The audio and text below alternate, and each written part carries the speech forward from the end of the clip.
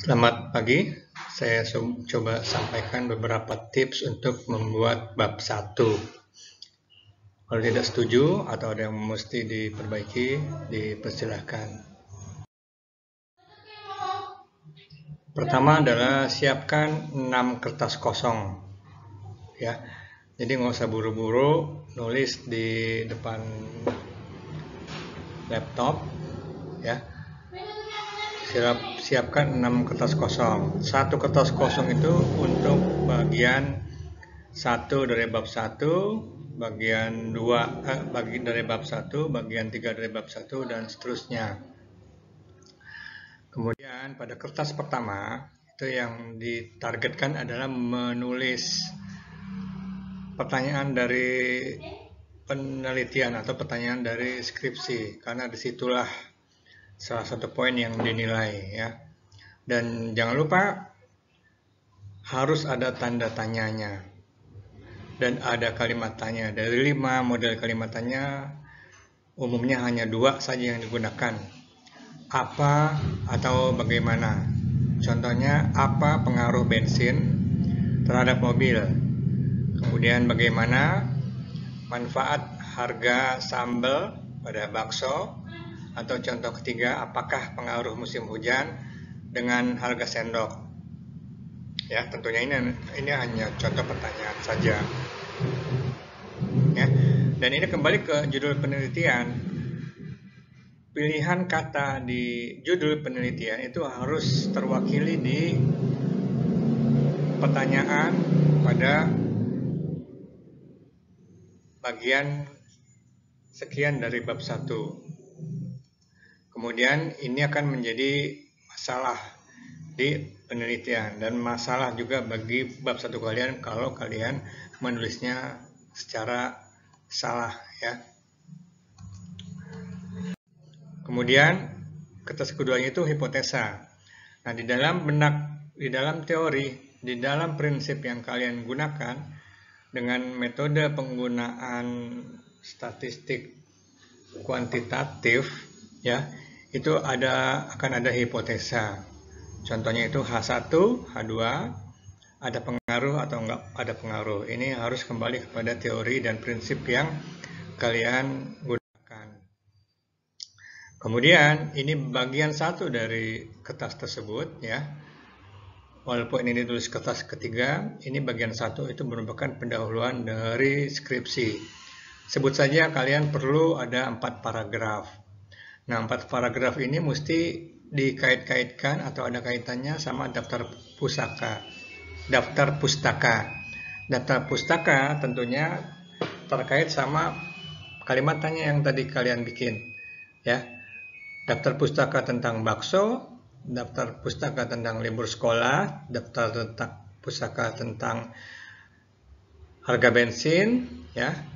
Dan karangannya siapa? Joko, Amin, ya. Salah satu sumber daftar pustaka itu adalah buku, dan yang lain adalah jurnal atau conference jurnal. Dan ada juga dari sumber internet atau laporan industri, ya. Nah, judul penelitian kembali lagi contohnya harga saham warung bakso. Jadi daftar pustakanya mesti ada harga saham, tentang ada warung bakso, dan tentang libur sekolah. Nah, paragraf pertama dari pendahuluan, ya, itu apa yang mesti ditulis? Apakah tulis harga saham? Apakah tulis warung bakso? Apakah tulis sejarah tentang bakso? Ini mesti ada kaitannya, ya. Jangan kalian tulis tentang mangkok. Walaupun bakso itu pakai mangkok, tapi tidak perlu dibahas tentang mangkok. Walaupun makan bakso itu pakai sendok, juga tidak perlu ditulis tentang sendok. Jadi tulis baksonya saja, ya. Atau ada mie-nya dan sebagainya. Kemudian paragraf kedua ini tentang libur sekolah, ya. Jadi tulisnya bahasnya tentang libur sekolah. Sekolahnya sekolah SD, sekolah SMP, sekolah SMA, kapan liburnya, di mana, di Bogor, di Bandung, di Jakarta. Dan jangan membahas tentang seragam sekolah Dan jangan membahas tentang status sekolah itu, membahas aja tentang libur sekolah. Dan daftar pustakanya untuk membahas itu dari mana. Walaupun semua Indonesia tahu apa itu libur sekolah, tapi mesti ada daftar pustaka yang menjelaskan tentang itu. Tidak bisa kata dosen, tidak bisa kata dekan, tidak bisa kata saya. Kemudian paragraf ketiga tulis tentang teori ya dari buku. Misalkan menurut siapa? Menurut Amin, publikasinya tahun 2015, libur sekolah adalah dimulai pada bulan Juli. Untuk siapa? Untuk SD, untuk SMP, atau khusus bagi yang kelas 3 SMA. Itu liburannya berbeda. Ya. Kemudian menurut penelitian dari Joko, ya, pada tahun 2018 itu ada kaitannya harga seragam dengan waktu pembelian di saat libur sekolah. Itu harus jelas. Dan itu pun mesti yang ada kaitannya masih baru. Ya, jangan menurut penelitian Adam tahun 1998 harga seragam itu sekian. Itu tidak lagi valid. Kemudian dari paragraf ketiga di situ mesti menuliskan salah satunya tentang different atau tentang gap atau tentang adanya selisih atau adanya perbedaan antara teori dengan penelitian yang dilakukan oleh Adam tadi. Nggak ada kesambungan kalau Adam ya, oleh Joko atau oleh Amin tadi. Dan pastikan apa yang kalian tulis di bab 1 bagian 1 pendahuluan itu, daftar pustakanya pun dituliskan di bagian daftar pustaka di akhir bab 1. Ya, ini bukan merupakan bagian dari bab 1, tapi bagian dari kelengkapan tulisan. Dan itu mesti timbal balik, apa yang menjadi referensi di bab 1 menjadi ada yang di bawah. Dan apa yang di bawah mesti ada di bab 1. Kalau bolong itu artinya tidak teliti atau kopasnya atau nyontohnya atau kasarnya nyonteknya tidak sempurna. Oke. Kemudian bagian keempat ya. Tulis tujuan penelitian ya. Tujuan penelitian ini yang menjadi hal penting juga di bab 1. Untuk apa kalian nulis penelitian itu? Untuk lulus skripsi, ya itu nggak usah ditulis ya. Untuk lulus S1, ya itu juga nggak usah ditulis. Tapi untuk apa penelitian itu menjadi penting? Untuk melihat lebih jauh tentang harga seragam di musim hujan, atau untuk memberi pemahaman lebih tentang harga seragam anak SD, atau untuk mengeksplorasi, ya. Misalkan pakai sambal yang level 3 harganya bisa lebih mahal atau lebih murah di harga bakso. Dan tuliskan manfaat. Tujuan dan manfaat itu berbeda ya.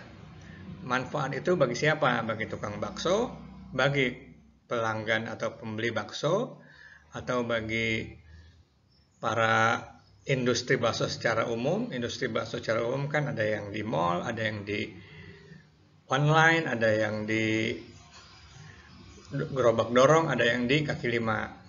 Ya, kalau tadi tentang mobil, industri mobil atau industri cat mobil secara spesifik itu akan ada manfaatnya. Ya. Kemudian bagian terakhir ini hanya tips ya. Jadi coret-coret sebanyak mungkin di kertas yang tadi disampaikan 6 halaman kosong tadi.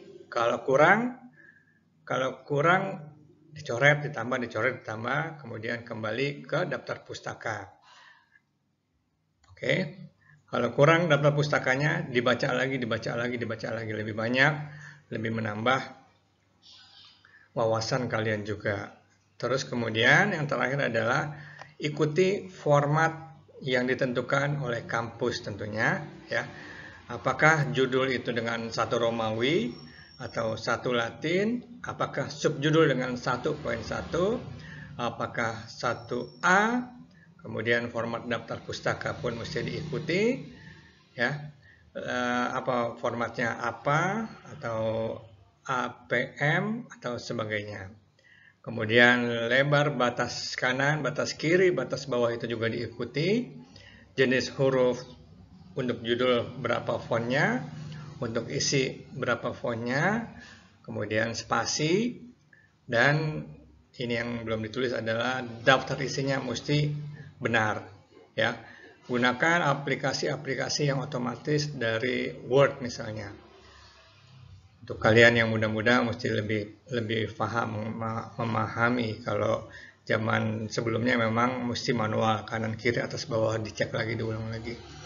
Dan tips yang agak kurang mengenakan adalah ini dibaca lagi, diulangi lagi 2-3 kali. Kalau kalian sudah merasa cocok, ya, sudah merasa benar, ini tukeran sama kalian punya teman atau teman kalian yang juga di dalam satu grup, minta dibacain, ya.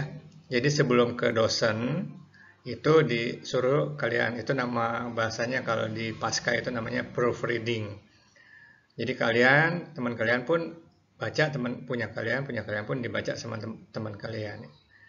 Supaya apa yang kita tulis itu tidak terlihat aneh oleh pembacanya. Oke, demikian sampaikan.